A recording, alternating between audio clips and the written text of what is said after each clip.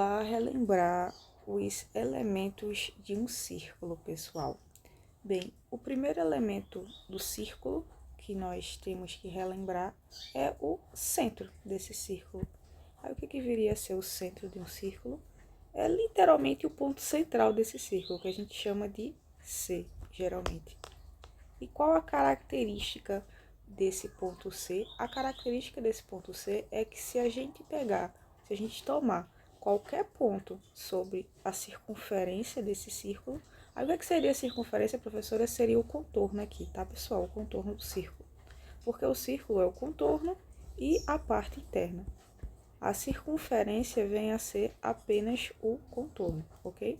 Então, se a gente tomar qualquer ponto sobre a circunferência desse círculo, a distância entre esse ponto e o centro sempre vai ser a mesma. Então, a distância entre esse ponto e o centro é a mesma distância entre esse outro ponto aqui e o centro, que é a mesma distância entre esse outro ponto aqui e o centro, e assim sucessivamente. E a esse segmento que une o centro e um ponto da circunferência, eu vou dar o nome de raio da circunferência ou raio do círculo, ok? Aí, além do raio, existe um outro elemento muito importante que eu vou chamar de diâmetro. Aí, o que viria a ser diâmetro? Bem, se o raio parte de um ponto da circunferência e vai até o centro, o diâmetro ele parte de um ponto da circunferência, vai até o centro, mas ele segue e só acaba em outro ponto da circunferência. Então, o diâmetro vai unir dois pontos da circunferência, mas necessariamente ele tem que passar pelo centro dessa circunferência.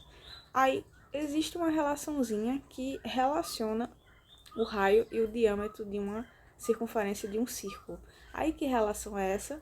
A gente vai dizer o seguinte: a gente vai dizer que, olha, a medida do tamanho do raio é exatamente metade da medida do tamanho do diâmetro, porque percebam que isso daqui é o diâmetro, só que exatamente a metade, essa partezinha aqui vermelha, é um raio.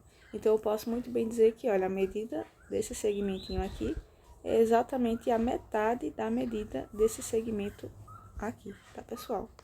Aí é isso, basicamente, que eu queria mostrar para vocês nesse vídeo. Aí, por exemplo, se eu disser que o diâmetro de um círculo é igual a 8, eu vou poder dizer que o raio, que a medida do raio desse círculo é exatamente 4, porque a medida do raio sempre vai ser metade da medida do diâmetro.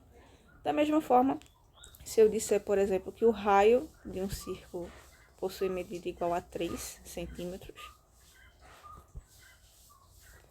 eu vou poder dizer que o diâmetro desse círculo possui medida igual a 6 centímetros.